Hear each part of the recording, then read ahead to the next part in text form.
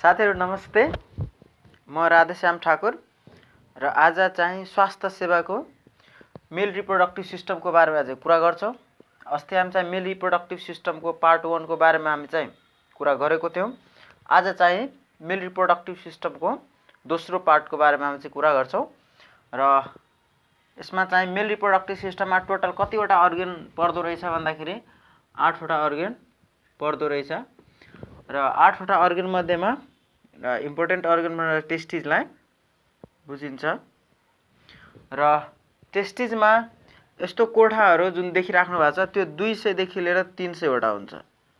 टेस्टिजमा कतिवटा कोठाहरू हुन्छ भन्दाखेरि 200 देखि लिएर 300 वटा र जुन टेस्टिजमा देखिराख्नु भएको छ कोठाहरू त्यसलाई लोब भनिन्छ। टेस्टिजमा कतिवटा लोबहरू पाइन्छ भन्दाखेरि 200 देखि लिएर 300 वटा लोब चुज गर्नु पर्यो भने 300 वटा हामी चाहिँ चुज गर्नुपर्ने हुन्छ। अर्को कुरा छ टेस्टिजको प्रत्येक लोबमा 1 देखि लिएर 4 वटा घुम्रिएको पदार्थ पाइन्छ, कन्भोल्युटेड ट्युब लाइक स्ट्रक्चर जुन घुम्रिएको एउटा पार्ट पाइन्छ जसलाई चाहिँ सेम्निफेरस ट्युबुल्स भन्छ। घुम्रिएको पार्टलाई के भनिन्छ भन्दाखेरि सेम्निफेरस ट्युबुल्स भन्छ र यो 1 देखि लिएर 4 वटा प्रत्येक लोबमा पाइन्छ। टेस्टिजमा जम्मा कतिवटा लोब पाउँदो रहेछ भन्दाखेरि 200 देखि लिएर 300 वटा लोब पाइयो है त। अब प्रत्येक लोबमा यो चाहिँ कन्भोल्युटेड ट्युब लाइक स्ट्रक्चर जुन छ, जुन घुम्रिएको पदार्थ छ त्यसलाई चाहिँ हामी के भन्छौं भन्दाखेरि सेम्निफेरस ट्युबुल्स। यो चाहिँ कतिवटा पाइन्छ भन्दाखेरि 1 देखि लिएर 4 वटा प्रत्येक लोबमा पाइन्छ। यो सेम्निफेरस ट्युबुल्स कस्तो हुन्छ भन्दाखेरि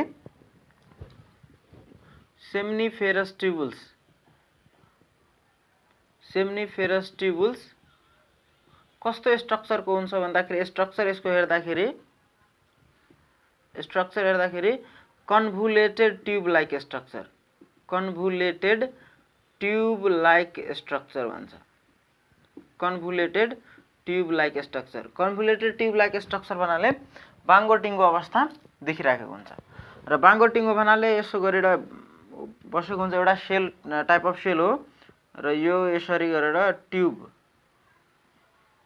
जस्तो स्ट्रक्चरमा कन्भोल्युटेड ट्युब लाइक स्ट्रक्चर भन्छ।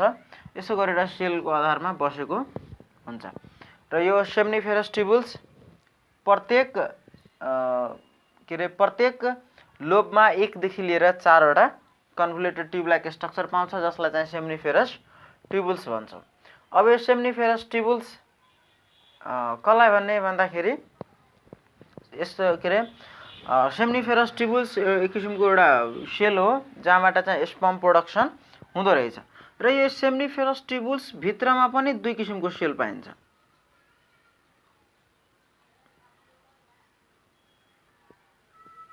सेम्निफेरस ट्युबुल्स भित्र पनि 2 किसिमको सेल पाइन्छ। जुन वरिपरि जुन सानो सानो किसिमको सेलहरू पाइएको छ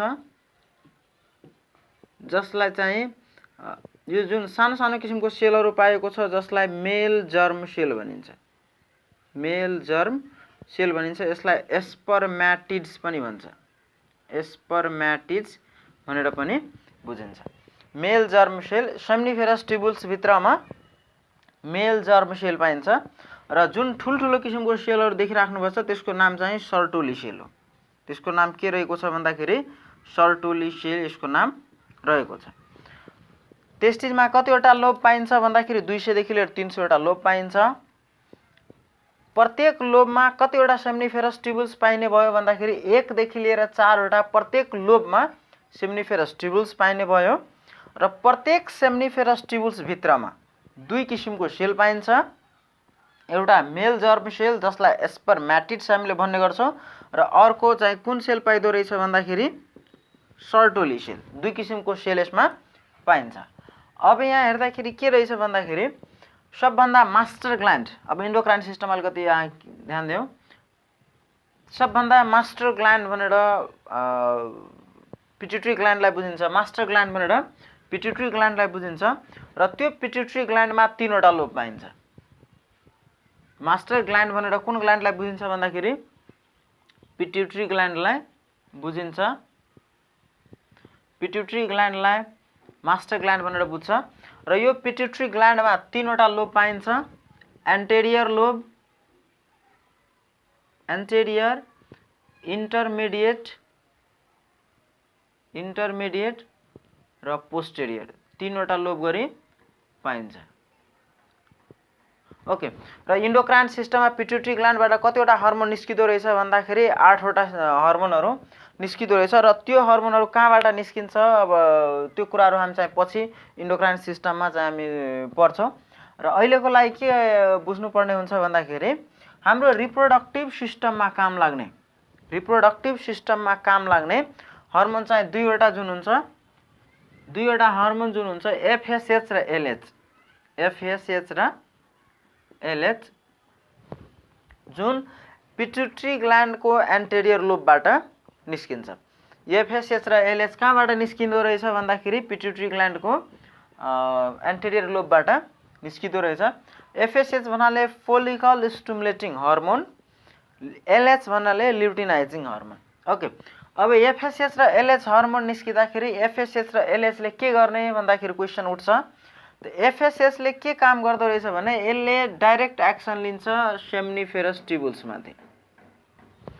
एफएसएचले डाइरेक्ट कुन सेलमाथि काम गर्दो रहेछ भन्दाखेरि सेम्निफेरस ट्युबुल्समाथि काम गर्दो रहेछ। अब सेम्निफेरस ट्युबुल्समाथि काम गर्दो रहेछ भन्दा नामै छ फोलिकल स्टिमुलेटिङ हर्मोन भन्नाले यो जुन ठाउँमा फोलिकल्सहरू पाइन्छ, सेलहरू पाइन्छ त्यसलाई उक्साउने, स्टिमुलेट गर्ने हर्मोन। त फोलिकल स्टिमुलेटिङ हर्मोन कहाँ गएर काम गर्ने भयो? सेम्निफेरस ट्युबुल्समा। सेम्निफेरस ट्युबुल्स भित्रमा कति प्रकारको सेल? दुई प्रकारको, मेल जर्म सेल र सर्टोली सेल। अब मेल जर्म सेल जसलाई स्पर्मेटिड्स हामी भन्छौँ, त्यो मेल जर्म सेललाई एक्टिभ बनाउँछ र अर्को कुन सेललाई एक्टिभ बनाउने भन्दाखेरि सर्टोली सेललाई एक्टिभ बनाउने।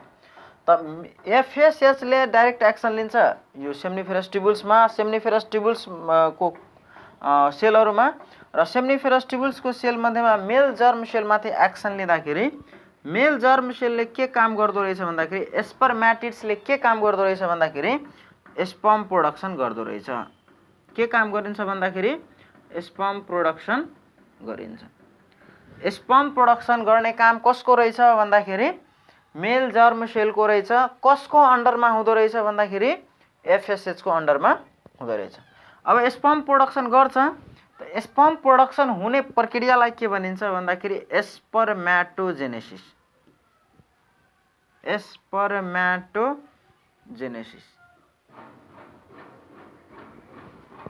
के भनिन्छ भन्दाखेरि मेल जर्म सेल स्पर्मेटिड्स त्यसले चाहिँ के प्रोडक्सन गर्दो रहेछ भन्दाखेरि स्पर्म प्रोडक्सन गर्दो रहेछ, र स्पर्म प्रोडक्सन हुने प्रक्रियालाई के भनिन्छ भन्दाखेरि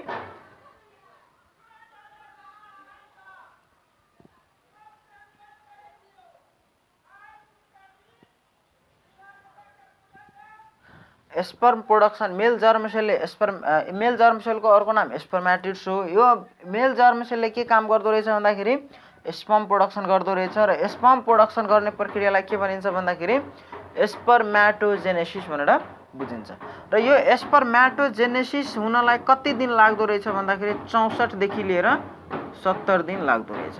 कति दिन लाग्दो रहेछ भन्दाखेरि 64 देखि लिएर 70 दिन। हामीले चुज गर्नु पर्यो भने बेस्ट आन्सर 64 दिन। बेस्ट आन्सर 64 दिन रहेको छ। ओके, यहाँबाट क्वेसन कहिलेकाहीँ के एपिरेन्स हुन्छ भन्दाखेरि स्पर्मेटोजेनेसिस कहाँ हुन्छ? स्पर्मेटोजेनेसिस कहाँ हुन्छ भन्दाखेरि टेस्टिसको सेम्निफेरस ट्युबुल्स भित्र हुँदो रहेछ। कहाँ हुँदो रहेछ भन्दाखेरि टेस्टिसको सेम्निफेरस ट्युबुल्स भित्र हुँदो रहेछ। कसले स्पर्मेटोजेनेसिस गर्छ भन्दाखेरि मेल जर्म सेलले गर्छ। कसको अन्डरमा गर्छ? एफएसएचको अन्डरमा। त कहिलेकाहीँ क्वेसन सोध्छ spermatogenesis occurs under the directive of FSH, follicle stimulating hormone. Spermatogenesis भन्नुको अर्थ स्पर्म प्रोडक्सन गर्ने प्रक्रिया हो, जुन चाहिँ कति दिन लाग्दो रहेछ भन्दाखेरि 64 देखि लिएर 70 दिन लाग्दो रहेछ। ओके, अब बाँकी बसेको छ यो सर्टोली सेल। यो सर्टोली सेलको के काम रहेको छ भन्दाखेरि अब यो सेम्निफेरस ट्युबुल्सको जुन मेल जर्म सेल थियो त्यसले चाहिँ स्पर्म प्रोडक्सन गरेर राख्यो। अब यो स्पर्म प्रोडक्सन गरेर राखिदिएको छ। स्पर्म प्रोडक्सन गरिसके पछाडि स्पर्मलाई बचाएर राख्ने काम, न्युट्रियन्ट्स डाइट मेन्टेन गर्ने काम, यसलाई प्रोटेक्सन गरेर राख्ने काम कसको काम रहेको छ भन्दाखेरि सर्टोली सेलको काम रहेको छ। अब स्पर्मलाई बचाउने काम कसको रहेछ भन्दाखेरि सर्टोली सेलको। त यो बचाउने कसरी हो भन्दाखेरि अब उसको खाना जुन हुन्छ त्यो चाहिँ मेन्टेन गरिदिने, उसको पीएच भ्यालुहरू मेन्टेन गरिदिने, अब त्यो सबै थोक मेन्टेन गर्ने काम कसको रहेको छ भन्दाखेरि सर्टोली सेल। त त्यो बचाउनको लागि सर्टोली सेलले के प्रोडक्सन गर्दो रहेछ भन्दाखेरि फ्रुक्टोज प्रोडक्सन गर्दो रहेछ, क्याल्सियम प्रोडक्सन, अझै पनि कुराहरू प्रोडक्सन गर्दो रहेछ। तर चाहिँ यो दुईटा प्रमुख स्पर्मलाई बाँच्नको लागि चाहिँ दुईवटा प्रमुख फ्याक्टरहरू रहेको छ। अब सर्टोली सेलले फ्रुक्टोज प्रोडक्सन गर्छ भने त्यो कसको अन्डरमा प्रोडक्सन गरेको हो भन्दाखेरि एफएसएचको। Because of Sertoli cell always consist within the seminiferous tubules, so Sertoli cell acts under the directive of FSH है त। अब के रहेछ भन्दाखेरि सर्टोली सेल अब यो चाहिँ सेम्निफेरस ट्युबल्स भित्रमा कन्सिस्ट रहेको छ। अब सर्टोली सेलले कुनै काम गर्नु पर्यो भने त यो एफएसएचको अन्डरमा, किनभने एफएसएचले डाइरेक्ट दुईटै सेलमाथि काम गरेको छ, डाइरेक्ट सेम्निफेरस ट्युबल्स माथि नै काम गरेको छ। ओके, अब सर्टोली सेलले के प्रोडक्सन गर्दो रहेछ भन्दाखेरि फ्रुक्टोज र क्याल्सियम। अब चाहिँ स्पर्म के खाएर बाँच्ने? Fructose is a type of monosaccharides carbohydrate, it gives energy. फ्रुक्टोजले के दिने भन्दाखेरि इनर्जी दिने। तब इनर्जी दिने त यो it is a type of nutrients for the sperm. स्पर्मको लागि यो चाहिँ फ्रुक्टोज न्युट्रियन्ट्स म्याटरको काम गर्छ। खाने भन्दाखेरि स्पर्मले के खाएर बाँच्ने भन्दाखेरि फ्रुक्टोज खाएर बाँच्ने भयो। र स्पर्मलाई चाहिँ पीएच मेन्टेन गरेर राख्ने काम, अथवा अर्को कुरा के हुन्छ नि, यो क्याल्सियमको के काम भन्दाखेरि जब स्पर्म भेजिनल क्यानालमा इन्टर गर्छ भने त्यति बेला भेजिनल फ्लुइड एसिडिक नेचरको हुन्छ र सिमेन चाहिँ अल्काली नेचरको हुन्छ। अब त्यो दुईटैलाई न्युट्रलाइज गर्नमा पनि क्याल्सियमले चाहिँ धेरै ठुलो महत्त्व खेलेको हुन्छ। त्यस कारणले गर्दा भन्छ बोइज मान्छेको बडीमा चाहिँ क्याल्सियमको कमी हुनु भएन, otherwise it may leads to infertility. Boys मान्छेको बडीमा यदि क्याल्सियमको कमी भएको छ भने त्यसको कारणले गर्दा इन्फर्टिलिटी गर्न सक्छ। ओके, अब यो सर्टोली सेलले फ्रुक्टोज प्लस क्याल्सियम प्रोडक्सन गरेर राख्यो। इट मिन्स स्पर्मलाई बचाउने काम कसको भयो भन्दाखेरि सर्टोली सेलको। त सर्टोली सेलको बचाउने काम भएको हुनाले यो सर्टोली सेललाई अर्को नामले हेल्पिङ सेल पनि भन्छ। सर्टोली सेलको अर्को नाम के रहेको छ भन्दाखेरि हेल्पिङ सेल रहेको छ। सर्टोली सेलको अर्को नाम के रहेको छ भन्दाखेरि सर्टोली सेल रहेको छ। अर्को कुरा के रहेछ भन्दाखेरि यो सर्टोली सेलको अर्को काम के रहेको छ भन्दाखेरि जुन स्पर्म प्रोडक्सन भयो, स्पर्म प्रोडक्सन भएर जुन स्पर्मलाई जुन लालन पालन पोषण गर्ने काम जुन हुन्छ त्यो चाहिँ सर्टोली सेलले गरेको। जस्तै हस्पिटलमा बच्चा जन्मिन्छ भने तत्काल भिजिटरले त केयर गर्दैन नि, तत्काल नर्स मान्छेहरूले जुन हुन्छ त्यसले त केयर गरिदिने। त त्यसले चाहिँ सर्टोली सेलले एउटा नर्सको रूपमा पनि एउटा एक्सन लिएको हुनाले यसलाई नर्सिङ सेल भनेर पनि बुझिन्छ। नर्सिङ सेल भनेर पनि बुझिन्छ। ओके, सर्टोली सेलको अर्को नाम के रहेको छ भन्दाखेरि हेल्पिङ सेल, अर्को नाम के रहेछ भन्दाखेरि सर्टोली सेल रहेको छ।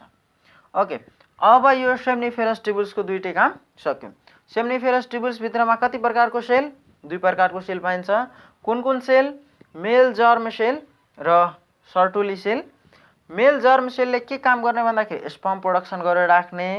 स्पर्म प्रोडक्सन गर्ने प्रक्रियालाई के भन्ने भन्दाखेरि स्पर्मेटोजेनेसिस भनिन्छ। कति दिन लाग्छ त 64 देखि लिएर 70 दिन लाग्दो रहेछ।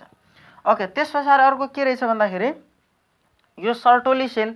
अब सर्टोली सेलले के काम गर्ने भन्दाखेरि फ्रुक्टोज प्रोडक्सन गर्ने र अर्को क्याल्सियम प्रोडक्सन गर्ने। अब फ्रुक्टोज प्रोडक्सन गरेर के काम गर्दो रहेछ भन्दाखेरि जुन स्पर्मलाई न्युट्रलाइज गर्ने अथवा न्युट्रियन्ट्सलाई स्पर्मलाई न्युट्रियन्ट्स डाइटहरू मेन्टेन गर्ने काम सर्टोली सेलले गर्छ। जुन सेम्निफेरस ट्युबल्स भित्र जुन क्रियाकलापहरू भइरहेको छ त्यो सबै कसको अन्डरमा भइरहेको छ भन्दाखेरि एफएसएचको अन्डरमा भइरहेको छ। ओके, त्यस पछाडि अर्को के रहेछ भन्दाखेरि एलएच। एलएचको काम अहिले अझै पनि बाँकी छ। यो के रहेछ भन्दाखेरि दुईवटा सेम्निफेरस ट्युबल्सको बिचमा एक किसिमको सेल पाउँछ जसलाई चाहिँ लेडिक सेल भनिन्छ। दुईवटा सेम्निफेरस ट्युबल्सको बिचमा पाइने सेललाई के भनिन्छ भन्दाखेरि लेडिङ सेल पाउँछ। त्यसै गरेर अर्को पनि के भन्छ भन्दाखेरि दुईवटा सेलको बिचको ग्यापलाई के भनिन्छ? कहिलेकाहीँ तपाईहरुले पनि क्वेशन राख्छ, दुईवटा सेलको बिचको ग्यापलाई के भनिन्छ भनेर कहिलेकाहीँ क्वेशन राख्छ। त्यो दुईवटा सेलको बिचको ग्यापलाई इन्टरस्टिशियल स्पेस भनिन्छ। के भनिन्छ भन्दाखेरि इन्टरस्टिशियल स्पेस भनेर भन्छ। यो इन्टरस्टिशियल स्पेसमा यदि कुनै किसिमको सेल पाइयो भने त्यसलाई के भने? इन्टरस्टिशियल सेल भन्ने।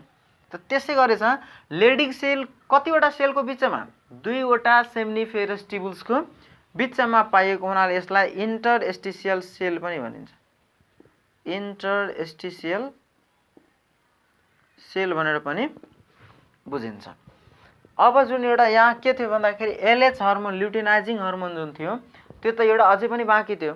त्यो ल्युटिनाइजिङ हर्मोनले के काम गर्ने भन्दाखेरि ल्युटिनाइजिङ हर्मोनले डाइरेक्ट कुन सेलमाथि काम गर्दो रहेछ भन्दाखेरि लेडिङ सेलमाथि काम गर्दो रहेछ। ल्युटिनाइजिङ हर्मोनले कुन सेलमाथि काम गर्दो रहेछ भन्दाखेरि ल्युटिनाइजिङ हर्मोनमाथि काम गर्दो रहेछ। अब ल्युटिनाइजिङ हर्मोनले कहाँ काम गर्दो रहेछ भन्दाखेरि लेडिङ सेलमाथि काम गर्दो रहेछ। अब यो लेडिङ सेलले के काम गर्ने भन्दाखेरि टेस्टोस्टेरोन हर्मोन प्रोडक्सन गर्ने। टेस्टोस्टेरोन हर्मोन प्रोडक्सन गर्छ। कुन हर्मोन प्रोडक्सन गर्दो रहेछ भन्दाखेरि टेस्टोस्टेरोन हर्मोन प्रोडक्सन गर्दो रहेछ। कसको अन्डरमा? एलएच को अन्डरमा। त यहाँबाट इम्पोर्टेन्ट क्वेशनहरु एपियरेन्स हुन्छ। कस्तो इम्पोर्टेन्ट क्वेशन भन्दाखेरि यो के रे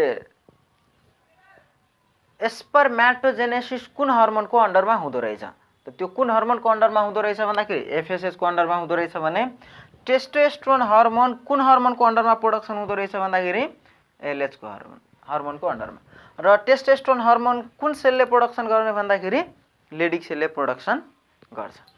ओके, अब अर्को कुरा के रहेको छ भन्दाखेरि अब त स्पर्म प्रोडक्सन भएर बसेको छ, अब चाहिँ के रे न्युट्रियन्ट्स डाइट पाइराखेको छ, बाँचिराखेको छ।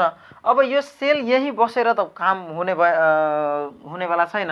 त त्यसकारणले गर्दा यो स्पर्महरु मुभमेन्ट थ्रु अब यो चाहिँ इपिडाइडमिसमा जान्छ। यो पार्टको नाम के रहेको छ भन्दाखेरि इपिडाइडेमिस रहेको छ। र इपिडाइडेमिस कस्तो स्ट्रक्चर हो भन्दाखेरि स्प्रिङ लाइक स्ट्रक्चर। इपिडाइडेमिस कस्तो स्ट्रक्चर रहेको छ भन्दाखेरि स्प्रिङ लाइक स्ट्रक्चर। अब यो स्पर्म कहाँ आइसक्यो भन्दाखेरि इपिडाइडेमिसमा आइसकेको रहेछ। ओके, अब इपिडाइडेमिस कस्तो स्ट्रक्चरको रहेको छ भन्दाखेरि स्प्रिङ लाइक स्ट्रक्चर। स्प्रिङ भन्नाले कस्तो हुन्छ नि, यो यसलाई तन्काइदियो भने ठुलो हुने, छोड्दियो भने सानो हुने। त्यसै गरी यसको पनि लेन्थ दिएको छ। इपिडाइडेमिसको तन्काइदियो भने 6 मिटरको लेन्थ हुन्छ। यसको जम्मै स्प्रिङ जस्तो स्ट्रक्चर सबलाई गर्यो भने, यदि यसलाई छोड्दियो भने त्यो 6 सेन्टिमिटरको हुन्छ। यसको 6 मिटर र 6 सेन्टिमिटर लेन्थ रहेको छ। बेस्ट टाइमले चुज गर्नु पर्यो भने यदि दुईटै अप्सन राख्दियो, बोथ राख्दियो भने बोथमा लाउनु पर्ने हुन्छ भने त्यसको यदि चुज गर्नु पर्यो भने यसको मेन आन्सर कुन रहेछ भन्दाखेरि 6 मिटर। यसको मेन आन्सर कुन रहेको छ भन्दाखेरि 6 मिटर रहेको छ है त। र इपिडाइडेमिसलाई temporary storage house of sperm पनि भन्छ। इपिडाइडेमिसको लेन्थ कति रहेछ भन्दाखेरि 6 मिटर रहेको छ। 6 मिटर अप्सनमा भएन भने 6 सेन्टिमिटर हामीले चुज गर्नुपर्ने आवश्यकता देखिन्छ। अब इपिडाइडेमिसलाई temporary storage house of sperm किन भन्छ? किनभने इपिडाइडेमिसमा आएर केही समयको लागि स्पर्म चाहिँ स्टोर भएर बस्छ।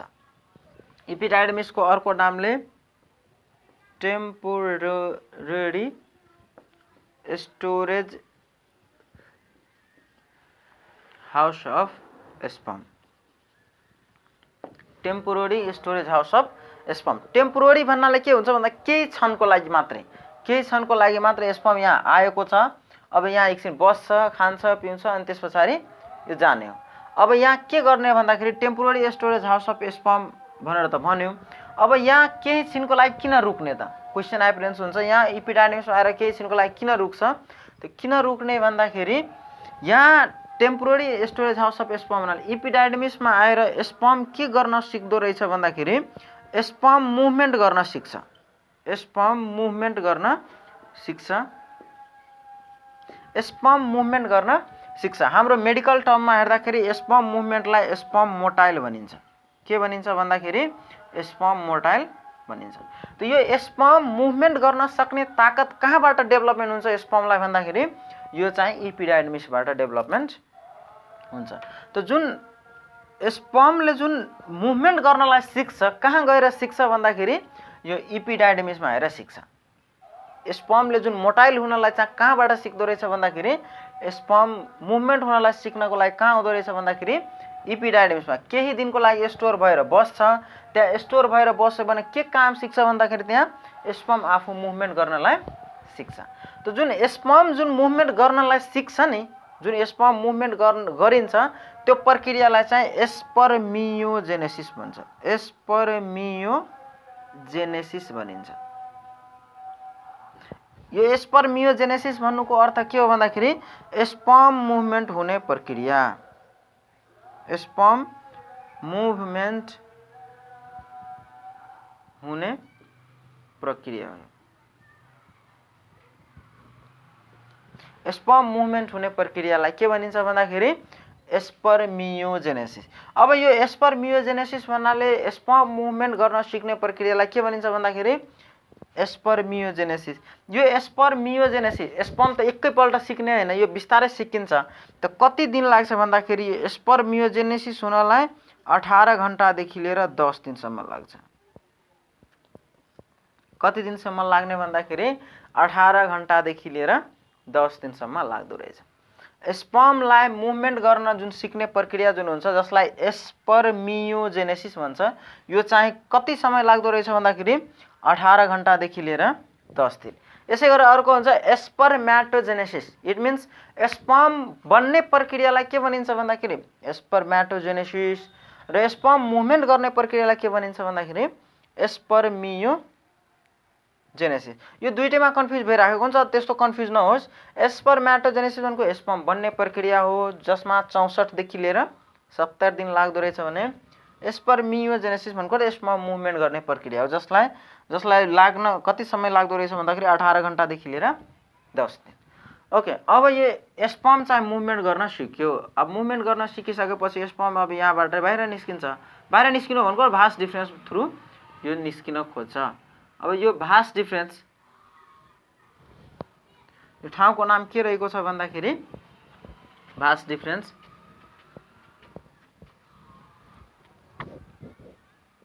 यो चाहिँ ठाउँको नाम के रहेछ भन्दाखेरि भास डिफरेन्स। अब यो भास डिफरेन्सलाई अर्को नामले डिफरेन्स डक्ट पनि भनिन्छ। डिफरेन्स डक्ट भनेर पनि बुझिन्छ। यो भास डिफरेन्सलाई अर्को नामले के भनिन्छ भन्दाखेरि डिफरेन्स डक्ट भनेर पनि बुझिन्छ। र यो भास डिफरेन्स के हो भन्दाखेरि यो भास डिफरेन्स के पनि हैन, यो स्पर्म जाने एउटा बाटो। यो भास डिफरेन्स भन्दाखेरि के पनि हैन, यो स्पर्म जाने एउटा बाटो। त यो भास डिफरेन्सको लेन्थ कति रहेको छ भन्दाखेरि 45 सेन्टिमिटर, इन्चमा हेर्दाखेरि 18 इन्च रहेको छ। जुन मेल पुरुष वन्ध्याकरण भन्छ, मेल भ्यासेक्टोमी जुन गर्छ, त भ्यासेक्टोमी गर्नु भनेको कसलाई काट्नु हो भन्दाखेरि भास डिफरेन्सलाई काट्नु। भास डिफरेन्सको लेन्थ कति हुँदो रहेछ भन्दाखेरि 45 सेन्टिमिटर, 18 इन्च, बोथ आइदियो भने के गर्ने, बोथ है त हामीले ध्यान दिनुपर्ने हुन्छ। र यो स्पर्म भास डिफरेन्स हुँदै यो कहाँ आएर बस्छ भन्दाखेरि यो सेमिनल भेसिकलमा आएर बस्छ।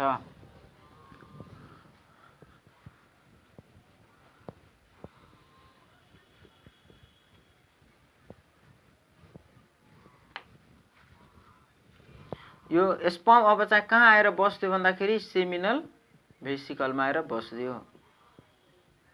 सेमिनल भेसिकल अर्को नामले सेमिनल ग्ल्यान्ड पनि भन्छ। सेमिनल ग्ल्यान्ड पनि भन्छ। यो सेमिनल भेसिकल कस्तो हो भन्दाखेरि एउटा it is a muscular sac. Muscular sac भन्नुको अर्थ हुन्छ मसलले बनेको एउटा थैला जस्तो ग्ल्यान्ड हो यो, मसलले बनेको थैला जस्तो। It is a muscular sac. It is a muscular sac भन्नाले मस्कुलर स्याक भनेर मसलले बनेको झोला जस्तो थैला जस्तो हो। यसमा केही कुरा अटाउन, स्याक मिन्स हुन्छ झोला, झोलाभित्र त केही कुरा अटाउँछ नि। इट इज ए मस्कुलर स्याक मतलब यो भित्रमा केही कुराहरू अटाउन सकिने अवस्था छ। त यो स्पर्म हिटेर जाँदाखेरि यो सेमिनल भेसिकलमा अब एकछिनको लागि रेस्टको रूपमा बस्छ। ओके, अब यो सेमिनल भेसिकल एउटा मस्कुलर स्याक हो, यसको लेन्थ हेर्दाखेरि 2 देखि लिएर 5 सेन्टिमिटर हुन्छ। 2 देखि लिएर 5 सेन्टिमिटर लेन्थ हुँदो रहेछ। र यो सेमिनल भेसिकल भित्र जाँदाखेरि अब मानुस एकछिनको लागि स्पर्म सेमिनल भेसिकलको मा गयो। अब सेमिनल भेसिकलको लागि स्पर्म के भयो, गेस्ट भयो। अब गेस्ट आएपछि त गेस्टलाई स्वागत सत्कार गर्नु पर्यो। एउटा नर्मली हाम्रो मैथिली कल्चरले पनि बुझ्छ कि यो के अरे गेस्ट आएपछि स्वागत सत्कार पनि गर्नुपर्ने आवश्यक नै देखिन्छ। त अब स्वागत सत्कार के गर्छ भन्दाखेरि बस्नलाई ठाउँ दिनु पर्यो, खानलाई ठाउँ दिनु पर्यो। खानलाई ठाउँ भन्नाले खाना दिनु पर्यो। ओके, अब यो के अरे जुन गेस्ट आयो त्यसलाई खानाको व्यवस्था पनि गरिदिनु पर्यो र बस्नको लागि पनि व्यवस्था गरिदिनु पर्यो। ओके, अब यहाँ हेर्नु सेमिनल भेसिकलको अर्को नाम के रहेको छ भन्दाखेरि सेमिनल ग्ल्यान्ड। हामीले अस्ति पढेको थियौँ ग्ल्यान्ड भन्ने बित्तिकै ग्ल्यान्ड इज अब ग्ल्यान्ड के हो भन्नाले त्यो अर्गनलाई हामी ग्ल्यान्ड भन्छौँ। Gland is that's organ whose produce juice है त। ग्ल्यान्ड त्यो अर्गन हो जहाँबाट चाहिँ कुनै न कुनै किसिमको जुस प्रोडक्सन हुनुपर्ने हुन्छ। यस्तो अर्गन जहाँबाट जुस निस्किन्छ भने त्यसलाई त ग्ल्यान्ड भन्छौँ। त यो ग्ल्यान्ड हो भने के न के जुस निकाल्नै पर्ने हुन्छ। त के न के जुस निकाल्छ भने यो सेमिनल भेसिकलले स्पर्मलाई बस्नको लागि सेमिनल फ्लुइड प्रोडक्सन गर्छ। के प्रोडक्सन गर्छ भन्दाखेरि सेमिनल फ्लुइड प्रोडक्सन गर्दो रहेछ। स्पर्म चाहिँ बस्ने कहाँ भयो भन्दाखेरि सेमिनल फ्लुइडमा बस्ने भयो। अब यो खाने भन्दाखेरि सेमिनल फ्लुइड अब प्रोडक्सन गर्नु पर्यो, खानेपिनेको व्यवस्था गर्नु पर्यो। खानेपिनेको व्यवस्था गर्नु पर्यो भने जो मान्छे गेस्ट आएको छ भने जो मान्छे जे खान्छ भने त्यही खानलाई दिनु पर्यो। अब मांसाहारीलाई शाकाहारी दियो, शाकाहारीलाई मांसाहारी दियो भने त त्यो खाने परिस्थिति नै हुँदैन नि त। त्यस कारणले गर्दा सेमिनल ग्ल्यान्डले के प्रोडक्सन गर्छ भन्दाखेरि जे स्पर्म खान्छ त्यही। त भन्दाखेरि स्पर्मले के खाएर बाँचिन्थ्यो भन्दाखेरि फ्रुक्टोज खाएर बाँचिन्थ्यो। त सेमिनल फ्लुइडबाट सेमिनल ग्ल्यान्डबाट कतिवटा कुरा प्रोडक्सन हुँदो रहेछ भन्दाखेरि सेमिनल फ्लुइड र फ्रुक्टोज दुईवटा पदार्थहरू चाहिँ यहाँ प्रोडक्सन गर्दो रहेछ। र यहाँ पनि केही समयको लागि स्टोरेज भएर बस्छ। या कहिलेकाहीँ सेमिनल ग्ल्यान्डलाई पनि temporary storage house of sperm भन्छ। तर हामी चाहिँ प्रायोरिटी चुज गर्नु पर्यो कसलाई, इपिडाइडेमिसलाई। इपिडाइडेमिस अप्सनमा नभएको खण्डमा हामी चाहिँ सेमिनल भेसिकलमा चुज गर्न सक्छौँ। Because of sperm also rest in seminal vesicle in some times. केही क्षणको लागि मात्र, यसको फिक्स छैन कि यति समय। जस्तै इपिडाइडेमिसको लागि 18 घण्टादेखि लिएर 10 दिनसम्मको फिक्स थियो कि यति दिनसम्म बस्छ भनेर। त्यसै गरेर सेमिनल भेसिकलमा टाइम फिक्स भएको छैन। अब अर्को कुरा के रहेछ भन्दाखेरि सेमिनल फ्लुइड प्लस फ्रुक्टोज यसले प्रोडक्सन गर्छ। अब स्पर्मले के गर्छ भन्दाखेरि अब यो स्पर्मले यो फ्रुक्टोज खाएर डाइजेस्ट गरिसक्यो। फ्रुक्टोज खाएर डाइजेस्ट गरिसक्यो। अब फ्रुक्टोज खाएर डाइजेस्ट गरिसक्यो भने अब बाँकी बस्यो कुन, सेमिनल फ्लुइड। त अब स्पर्म कोमा मिल्छ भन्दाखेरि सेमिनल फ्लुइडमै मिल्छ।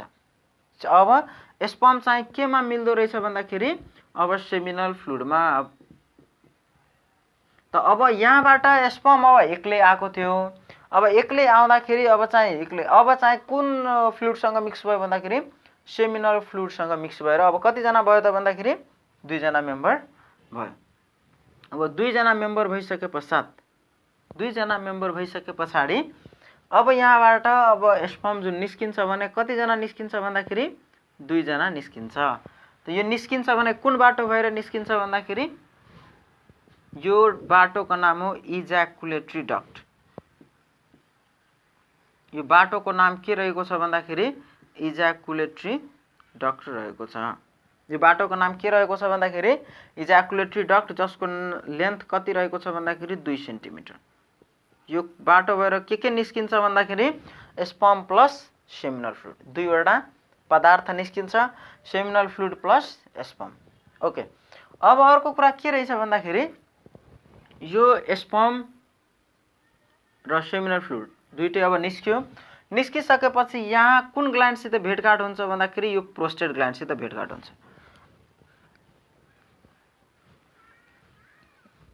कुन ग्ल्यान्डसित भेटघाट हुन्छ भन्दाखेरि प्रोस्टेट ग्ल्यान्डसँग भेटघाट हुन्छ। प्रोस्टेट ग्ल्यान्डसँग भेटघाट हुन्छ। अब प्रोस्टेट ग्ल्यान्ड हाम्रो बडीको एउटा यस्तो ग्ल्यान्ड जसको लम्बाइ भन्दा बढी चौडाइ रहेको छ।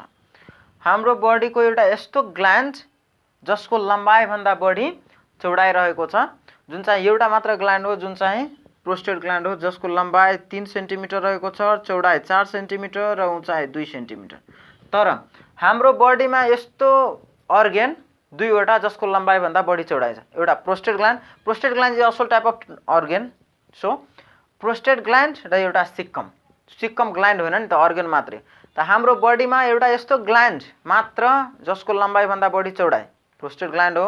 हाम्रो बडीमा कतिवटा अर्गेन जसको लम्बाइ भन्दा बढी चौडाइ रहेको छ भन्दाखेरि दुईवटा, एउटा सिक्कम र एउटा यो प्रोस्टेट ग्ल्यान्ड, जसमा सिक्कमको लम्बाइ 6 सेन्टिमिटर र चौडाइ 7.5 सेन्टिमिटर रहेको छ। ओके, अब यो प्रोस्टेट ग्ल्यान्ड कहाँ बसेको छ भन्दाखेरि यो युरिनरी ब्लाडर भयो, युरिनरी ब्लाडरको मुखमा बसेको हुन्छ। र यो प्रोस्टेट ग्ल्यान्डको लम्बाइ हेर्दाखेरि 3 सेन्टिमिटर, चौडाइ 4 सेन्टिमिटर र उचाइ हेर्दाखेरि 2 सेन्टिमिटरको रहेको छ। अब यो प्रोस्टेट ग्ल्यान्ड हो भन्ने, द ग्ल्यान्ड भन्ने बित्तिकै कुनै न कुनै किसिमले फ्लुइड निकाल्नु पर्ने हुन्छ। त यो प्रोस्टेट ग्ल्यान्डले प्रोस्टेटिक फ्लुइड निकाल्छ। प्रोस्टेट ग्ल्यान्डले कस्तो निकाल्छ भन्दाखेरि प्रोस्टेटिक फ्लुइड निकाल्छ। र यो प्रोस्टेटिक फ्लुइड कस्तो कलरको रहेको छ भन्दाखेरि व्हाइट कलरको। कस्तो कलरको रहेको छ भन्दाखेरि व्हाइट कलर। अलिकति यहाँ छुटेको के थियो भन्दाखेरि सेमिनल फ्लुइड र स्पर्म कस्तो हुन्छ भन्दाखेरि यो दुईटै कलरलेस हुन्छ। कलरलेस हुन्छ। जुन सेमिनल भेसिकलबाट स्पर्म र सेमिनल फ्लुइड जुन दुईटै आउँछ त्यो कस्तो कलरको हो? कलरलेस। र यहाँ आउँदाखेरि प्रोस्टेट ग्ल्यान्डसँग कुन फ्लुइड रहेको छ भन्दाखेरि प्रोस्टेटिक फ्लुइड, जुन चाहिँ कस्तो कलरको रहेको छ भन्दाखेरि व्हाइट कलरको रहेको छ। अब यही प्रोस्टेटिक फ्लुइडमा आएर जब उताबाट स्पर्म र सेमिनल फ्लुइड दुईजना आयो, अब यहाँ कुन फ्लुइडसित मिल्यो भन्दाखेरि प्रोस्टेटिक फ्लुइडसँग। त दुधमा पानी, अब कलरलेस भन्नाले पानी पनि त कस्तो कलरलेस हुन्छ। त यो पानीमा दुध मिलाइदियो भने कस्तो बन्ने? दुधको कलर नै बन्ने। त्यस्तै खाले उताबाट कलरलेस आएको थियो, यहाँबाट व्हाइट कलरमा मिक्स भयो भने यो कलर कस्तो हुन्छ? यसको व्हाइट नै हुन्छ। त्यस कारणले गर्दा कहिलेकाहीँ क्वेसन सोध्छ सिमेन व्हाइट कलरको हुन्छ, के कारणले गर्दा हुन्छ? त semen is whitish colour due to prostatic fluid. Semen white कलरको हुन्छ के कारणले गर्दा? प्रोस्टेटिक फ्लुइडको कारणले गर्दा। अब यङ मान्छेहरूमा, अब के अरे एडल्ट बोइजहरूको, एडल्ट मान्छेहरूमा कहिलेकाहीँ बिपिएचको प्रब्लम, यही जो प्रोस्टेट ग्ल्यान्ड जुन छ त्यो बिस्तारै बिस्तारै बढेर ठुलो भइसके पछाडि बिपिएच, यो चाहिँ फ्रिक्वेन्सी अफ मिक्सुरेसन भन्छ, यो मिक्सुरेसन पिसाब आउट गर्नमा गाह्रो भइराखेको हुन्छ। यो प्राय गरिकन ओल्ड अवस्थामा देखिन्छ, जसलाई चाहिँ बिपिएच भनिन्छ। बिपिएच, बेनाइन प्रोस्टेटिक हाइपरप्लेसिया। बिपिएचको पुरा नाम के रहेछ भन्दाखेरि benign prostatic hyperplasia. Benign prostatic hyperplasia यो यङ एजमा देखिन्छ बोइजहरूको। अब यसको कारणले गर्दा पिसाब फेर्न गाह्रो हुने, अलिकति कठिनाइ परिस्थितिहरू आउँछ। त्यो बिपिएचमा हामी चाहिँ के अरे बिपिएचको कुराहरू सर्जरीमा हामी चाहिँ पढ्छौँ। ओके, अब त्यस पछाडि अर्को आइसके पछाडि अब यो सिमेन, स्पर्म र सेमिनल फ्लुइड अब कुन फ्लुइडसँग भेटघाट भयो भन्दाखेरि प्रोस्टेटिक फ्लुइडसँग भेटघाट भयो। अब प्रोस्टेटिक फ्लुइडसँग भेटघाट भएपछि अब 3 जना व्यक्ति भयो। अब 3 जना व्यक्ति भइसके पछाडि अब यो युरेथ्राबाट बाहिर निस्किन खोज्छ। त यो युरेथ्राको पनि 3वटा पार्ट छ। युरेथ्राको पनि 3वटा पार्ट रहेको छ। युरेथ्राको पनि 3वटा पार्ट रहेको छ। अब युरेथ्राको 3वटा पार्ट कस्तो रहेको छ भन्दाखेरि जुन यतिसम्म जुन छ, जुन प्रोस्टेट ग्ल्यान्डले ढाकेको छ भने त्यो पार्टलाई प्रोस्टेटिक युरेथ्रा भनिन्छ। प्रोस्टेटिक युरेथ्रा भनिन्छ। जुन यहाँ घुम्रेको पार्ट हो, त घुम्रेको पार्टमा पनि मसल लेयरहरू, टिस्युहरूले यसलाई चाहिँ छेकेर राखेको हुन्छ नि युरेथ्रालाई, त्यसलाई चाहिँ बल्बो युरेथ्रा भन्छ। Bulbo urethra. जुन पछि चाहिँ पेनिसले जुन युरेथ्रालाई ढाकेको हुन्छ भने त्यसलाई पेनाइल युरेथ्रा भन्छ। त युरेथ्राको कतिवटा पार्ट हुन्छ भन्दाखेरि 3वटा पार्ट हुन्छ। प्रोस्टेटिक युरेथ्रा, बल्बो युरेथ्रा र penile urethra. Okay, prostatic urethra, bulbo urethra र पेनाइल युरेथ्रा। अब यहाँ के रहेछ भन्दाखेरि बल्बो युरेथ्रामा एउटा पी सेपेड एउटा सानो किसिमको ग्ल्यान्ड छ। बल्बो युरेथ्रामा एउटा सानो किसिमको ग्ल्यान्ड छ जसलाई बल्बो युरेथ्रल ग्ल्यान्ड भन्छ। बल्बो युरेथ्रल ग्ल्यान्डको अर्को नाम कॉपर्स ग्ल्यान्ड रहेको छ। यो बल्बो युरेथ्रल ग्ल्यान्ड यसको अर्को नाम के रहेको छ भन्दाखेरि कॉपर्स ग्ल्यान्ड र यो कस्तो सेपको हुँदो रहेछ भन्दाखेरि पी सेपको रहेको छ। त बल्बो युरेथ्रल ग्ल्यान्ड कहाँ पाइन्छ भन्दाखेरि बल्बो युरेथ्रामा पाइन्छ। कहिलेकाहीँ सोध्छ कॉपर्स ग्ल्यान्ड कहाँ पाउँदो रहेछ भन्दाखेरि बल्बो युरेथ्रामा पाउँदो रहेछ। अब बल्बो युरेथ्रामा पाउँदाखेरि कस्तो सेपको रहेको छ भन्दाखेरि पी सेप एकदमै सानो रहेको छ। अब यो बल्बो युरेथ्रल ग्ल्यान्ड हो भने त ग्ल्यान्ड भन्ने बित्तिकै फ्लुइड निकाल्नु पर्यो। अब फ्लुइड निकाल्नु पर्यो भने यसले बल्बो युरेथ्रल फ्लुइड निकाल्छ। बल्बो युरेथ्रल फ्लुइड निकाल्छ। अब बल्बो युरेथ्रल फ्लुइड निकालिसकेपछि अब कतिजना व्यक्ति भयो सेमिनल फ्लुइड आएको थियो, स्पर्म आएको थियो, प्रोस्टेटिक फ्लुइड। अब कुन फ्लुइडसँग मिक्स भयो भन्दाखेरि बल्बो युरेथ्रल फ्लुइडसँग मिक्स भयो। अब कतिजना मेम्बर भयो 4 जना मेम्बर। अब यो 4टै जना मेम्बर पेनिस हुँदै युरेथ्रा हुँदै बाहिर निस्किन्छ। त्यसलाई हामी चाहिँ इजाकुलेसन भन्छौँ। त इजाकुलेसन हुँदाखेरि के कुरा निस्किन्छ भन्दाखेरि